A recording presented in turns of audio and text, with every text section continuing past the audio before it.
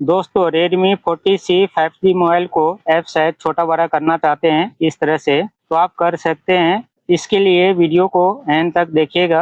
अगर आपको ये वीडियो पसंद आए तो वीडियो के लाइक करके चैनल को जरूर सब्सक्राइब कर लीजिएगा।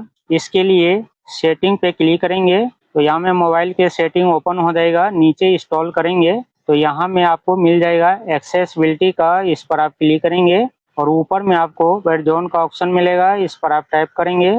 नीचे स्किप करेंगे तो यहाँ में देख सकते हैं डिस्प्ले साइज, इस पर आप क्लिक करेंगे तो यहाँ से आप ऐप को छोटा बड़ा कर सकते हैं। अगर आप बीच में ऐड करेंगे तो स्मॉल हो जाएगा। अगर आप सबसे लास्ट में ऐड करेंगे तो यहाँ में देख सकते हैं कि इस ऐप का साइज छोटा हो गया। इसके बाद ऊपर में आपको सही का निशान मिलेगा, इस पर आप क्लिक करेंगे, ओके पे क्लिक करेंगे, इसके बाद सही पे क्लिक करेंगे। इसके बाद यहाँ से बैक आ जाएंगे तो अभी आप देख सकते हैं कि इस मोबाइल का ऐप शायद छोटा हो गया।